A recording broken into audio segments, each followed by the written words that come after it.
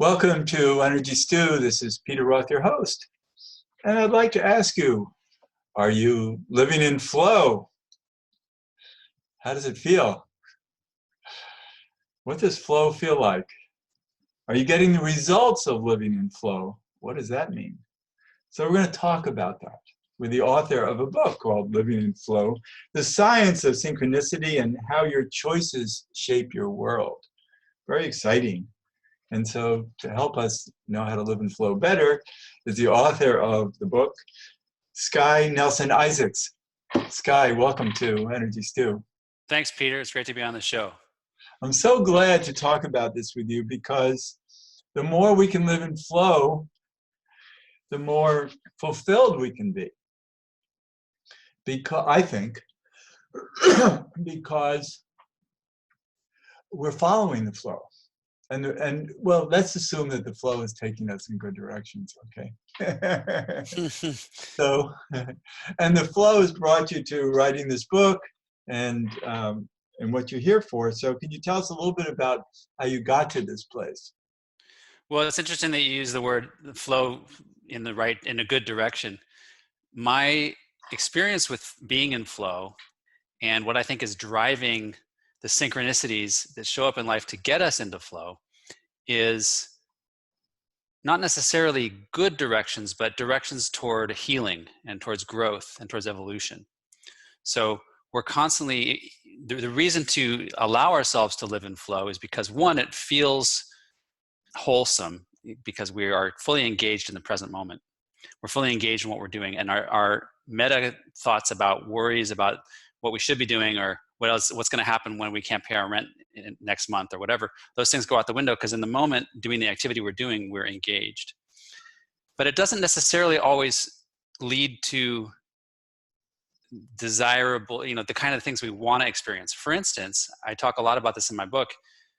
Authentic feelings such as grief are a form of flow, and being willing to be in flow enough to go into those experiences is very healing, can be very healing, and can transform us, can allow us to get then with flow into the next thing, which might be some new form of joy that's been released, having felt our grief.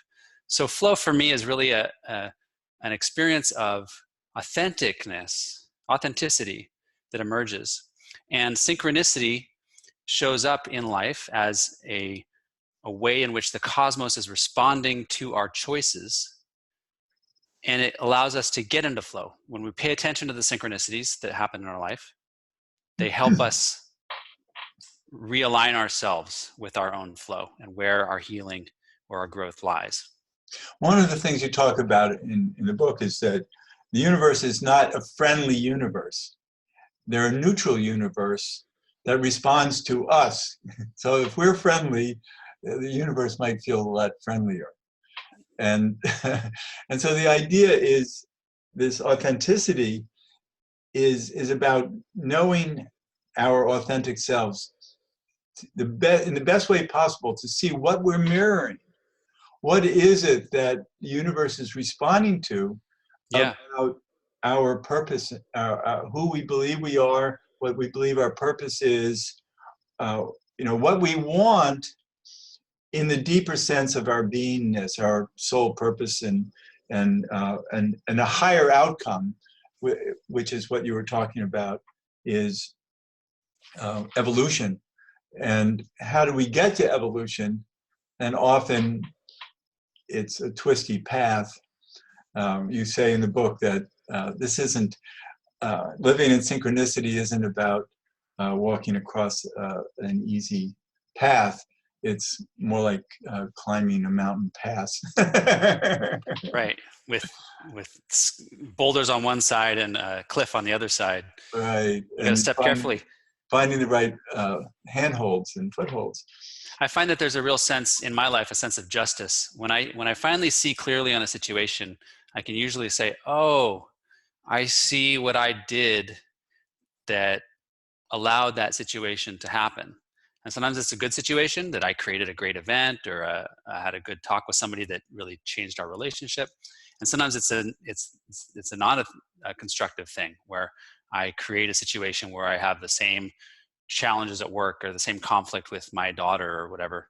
And if I gain enough perspective, I often see that yes, indeed, there's a justice to how the universe is sending me signals, a Right. reflection of my own But, choices. but what about the idea that where you see that the bad guys are winning? How do you see synchronicity and flow that gives, bad guys the opportunity to harm people? I don't know the answer to that. What I try and focus on is the personal experience that I have and that other people have individually. In science, we have a practice of tackling a problem by looking at the simplest problem first. So if you want to understand the flight of jets in the air, first you tackle basic thermodynamics of, a piece of paper floating on water or something. You look at the very basic situation first, and once you understand that, you can then start to complicate things.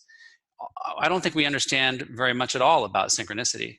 And so the first step in my life in my studies, is to try and understand in my direct experience and in the experience of people I talk to in our direct experience, and not even with the really difficult things, not with, someone got ill and is that somehow tied to their choices or is it their fault? I don't entertain those questions. I look at the daily ups and downs of my life that are influenced by and seem to be influenced by the choices that I make, and how can I learn from those experiences and the responsiveness of the cosmos. Right. And I found in my life so many times, whatever the conflict is, there's a way to win in the long run. Mm-hmm. I've lost a lot of battles in my life, but I've basically won the wars. Mm-hmm. I like to say many times I in my like life, I've been the last man standing. that. and I Yeah. think it's really about who we know we are, so we can tackle things authentically from our own strengths and knowing our own weaknesses. So if we understand them, our strategies will be in line with whatever we're facing, and especially if we know our weaknesses, then we can get out of the way of them, or we can honor them, because our motives have so much to do with everything. And we have both conscious and unconscious motives. We have conditioning, we have fears of failure, fears of success. And a lot of times we get in our own way, not realizing it. And we might have a motive, but it's not authentic enough to really carry us, because it has some, neurotic problems to it. Well, I think that we often think that we understand the purpose of life, and so then it feels unfair when things go wrong. I think life is filled with problems, and maybe I don't understand the real purpose of what I'm here to do. Um, if what I'm here to do is to grow and learn and to heal from woundings that I had when I was younger and to become a fuller, more authentic expression of who I am, then I can see a lot of the challenges that I've faced in my life. Like you said, winning the war but losing the battle. Having an event or a situation or a relationship that doesn't go well because of something that I was involved with. But the deeper question is, what do I learn about how to express myself? What do I learn about how to understand my patterns differently? And that's the war that we come out at the end. If we I don't know if I want to say if we're lucky, or if a successful life is one where we come at the end having learned those things we needed to learn, even though we lost a lot of battles along the way. The Right. more challenges I take on, the more battles I lose. And I find myself right now especially just filled with dropped balls and battles lost. But there's a sense in which if my growth and my understanding is increasing the whole time, then I'm becoming more capable of dealing with harder and harder things. I think it's understanding what the end game is. Mm-hmm. That we're bounced around a lot in life. We're not in control of everything. The idea of controlling things is very clear in your book that we can't. Yeah. But we can control our purpose, our meaning, our values, and be true to them, and a higher purpose. And I think synchronicity works best when we are kind of working for the good of all. Because I know a lot of very selfish people who have a lot of failure in their lives because they're only looking out for themselves. Uh-huh. And the universe, I don't think the universe supports that well enough. That's a tough one to tackle. I mean, and maybe we won't get too far in that, but I do find that I feel like I'm pretty selfish because I focus a lot on things that are of great interest to me. But I do that with an intention of being of service. So I think it may be less about what we do and more about how we do it and how we interact with people and learn from people and are open-minded and willing to listen. I wouldn't criticize self-care. Mhm. And you have a family, you know, you're responsible for your daughter, you know, you have things that are priorities. Right. And the universe takes care of that. I remember when my kids were going off to college, or one went to college and one had to go to a private school because he wasn't a good student, and it became financially really difficult. And the universe came through. Mm. You know, somehow those were years that I was able to really handle high costs. And then when they were done with school, things quieted down more. Intense income, and everything is, you know, it's been fine. But I was amazed at how, you know, it's called, you know, like building it and they will come. Right. When you build a family and the family has needs, somehow, you know, there are ways of wiggling through life that make it work. Well, and this is what I think is so useful about the dynamic of living in flow and seeing synchronicity in life, is that we are not simply here to accomplish what we think we're here to accomplish. We are actually here to do much more broadly, much more than that, and have a broadly applicable set of experiences. And so when I'm focused on, you know, trying to get my book out there, I'm also realizing that I might be dropping the ball on my daughter, and there's I've got the capacity to do all of these things, or to have my relationship with my wife, or have uh, you know, experience playing music that's fulfilling in my music life. And all of these things are actually important. So flow is about having all of that, being a whole person. Yeah, but we can't be idealistic. There are a lot of families I work with where children have at least one bad parent, maybe two, and and they get greatly harmed. Even now, with our government doing very harmful things to children, and we you know, it's hard to believe that it's, you know, that humanity can behave that way, but humanity does. And what does that mean? And I do believe in soul purpose, that our souls come here knowing the obstacles they're going to face, and we're basically asked, are you willing to do this? And we kind of have to, I think on the other side, we're kind of not clear about how dense it is here, and take on things that we're sorry about later. Yeah. But doesn't mean that we can't fulfill a greater purpose in spite of all of this. And just understanding that some souls have really come here in sacrifice, that, you know, they are going to be harmed or killed, or, you know, and somehow that serves a greater purpose for that soul as well as the rest of us to learn from and do a better job. Because I think evolution is all about refinement, and often to refine we have to step backward and in order to step forward. And I think we're doing a lot of that right now. So it's understanding the patterns of flow and not trying to, think that everything has to look rosy.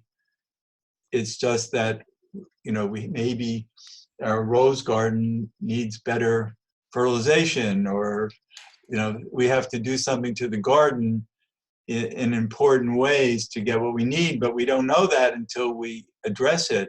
And we can't address it if our minds aren't open to it, if we're in fear, or even rage and anger and reaction can often limit our ability to find synchronicity. Well, I think we can also look at, this is my hope, look at the bigger problems we face that seem intractable and see at the core of that behaviors in individual human beings, and not just in one human being. I mean, rarely is one human being's behaviors effective enough to, throw off everybody else. It's really a collection of behaviors. And when I see people behaving in ways that I find reprehensible, I also can look inside and say, oh, there's a way in which it's a matter of degree. It's not, Right. I That's do the true. same thing to a matter of degree.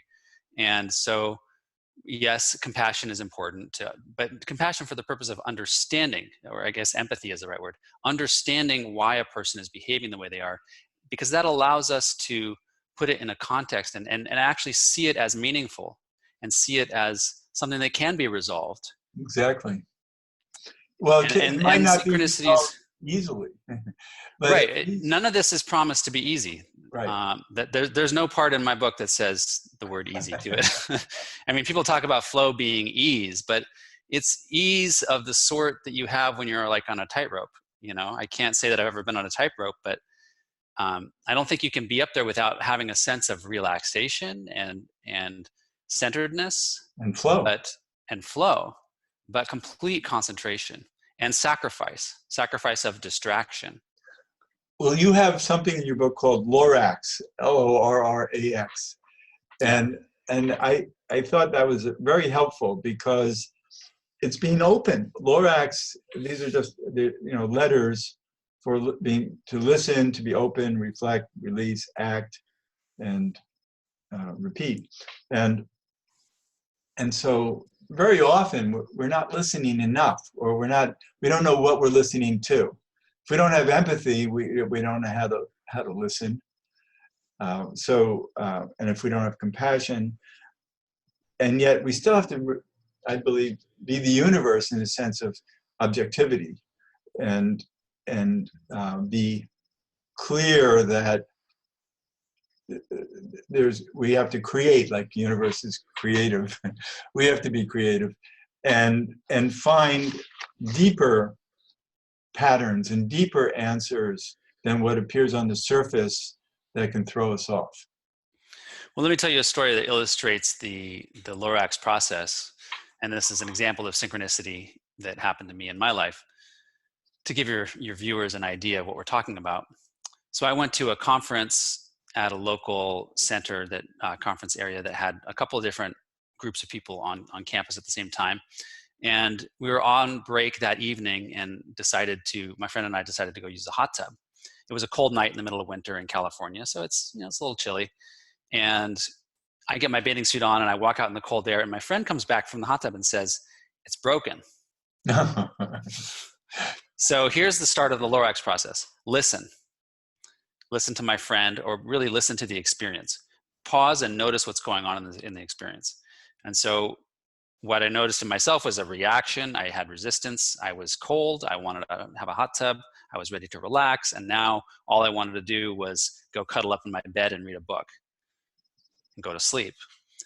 So that was my response to the listening. But right at that moment, somebody across the darkened quad area said, sort of to me directly, to the group, but I sort of felt them talking to me, "You should come talk with our group. We're having a social gathering in the meeting hall right here, and you should come hang out with us. I think you'd really get along with what we're talking about." And I was caught off guard. So I listened to that as well and digested that. And I had to open my mind, because what I wanted to do was go read a book quietly and be introverted. But what I was being called to do was go be with a whole bunch of strangers and talk about the stuff I'm interested in, and hear what they're up to. So that was a pretty hard decision. But I reflected in the next step, I reflected on what my real intentions are with being at this conference and in the world right now. And that was to get more exposure, meet more people, and ultimately get more chances to speak to larger groups of people. And that wasn't going to happen if I went back to my hotel room and read a book, you know. So I decided I had to release my attachment to what I wanted to do. And then from there, I was able to act. And the action step is fifth, right? After you've done all this reflection on what's happening. And the choice I made was to go get dressed and come back and go join the group. And as it turns out, first thing when I walked in, the person said, "Oh, you should go meet John. He's over there. He's a physicist." I didn't get to meet John until the very end of the night. And it's like everyone else has filtered out. And finally, I'm up against meeting John, and we're talking. And it turns out we have this great connection. He's really interested in what I'm talking about with flow and synchronicity.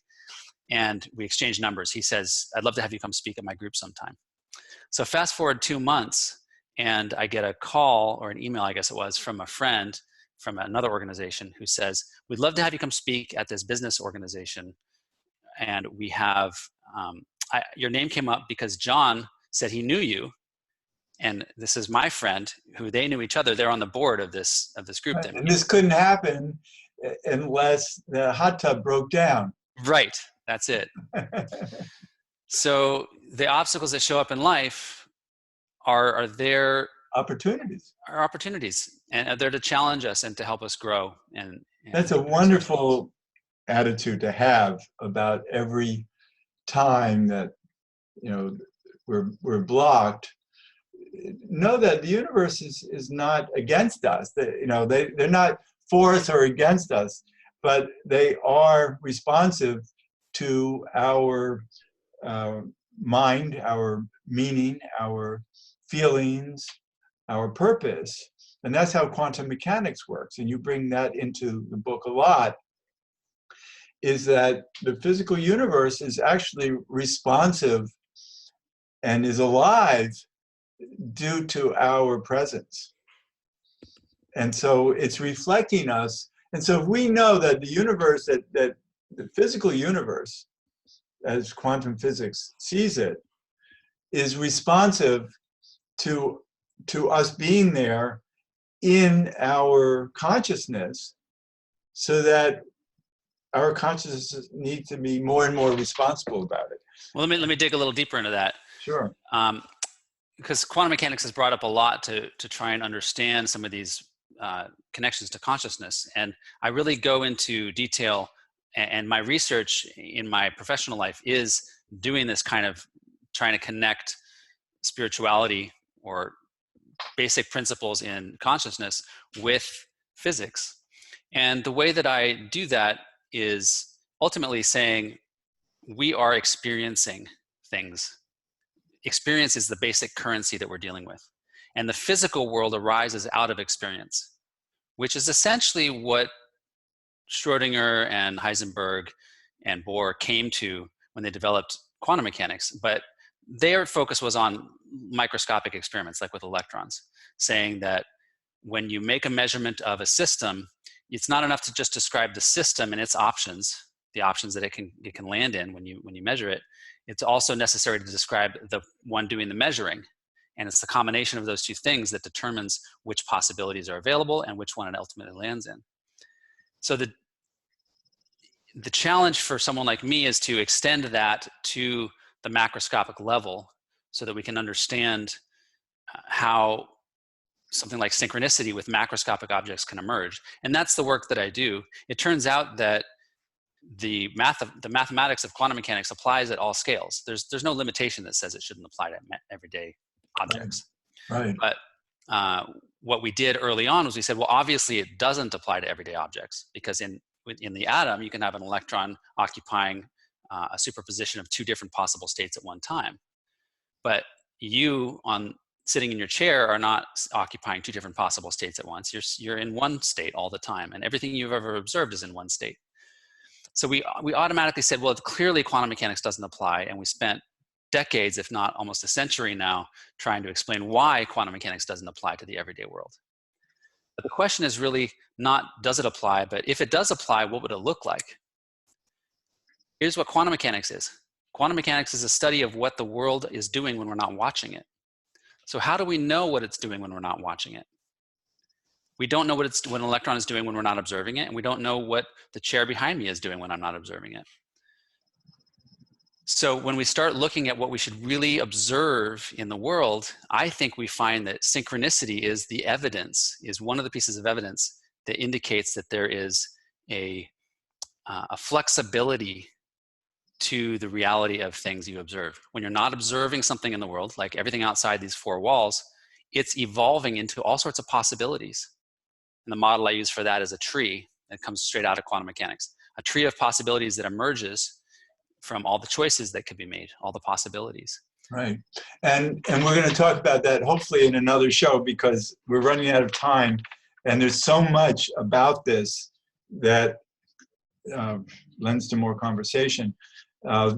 It's really, on a larger scale, it's our presence that the universe is very responsive to. And so we have to be responsible for our presence and our purpose. And so let's have a purpose of people reading Living in Flow, The Science of Synchronicity and How Your Choices Shape Your World. Your name is Sky Nelson Isaacs. Where can people go for more? I have a website at livinginflowbook.com, and I am developing a course right now to support the book and to help people go deeper into the topics in the book. The course is intended for people in the places that they feel blocked or disempowered to see the synchronistic gateways that are in front of them every day, the little opportunities. That's a great opportunity, yes. Yeah, the little opportunities to make a difference in their life and to step forward into flow. I'm so glad you're doing that. Wonderful. So Sky, thanks so much for being on Energy Stew, and hopefully we can talk soon again. It's my pleasure. Thanks. Appreciate it, Peter. And this is Peter Roth, your host of Energy Stew at PRN.FM. I can be reached at peter@heartriver, HEART river.org. I'd love to hear from you, and thanks so much for listening.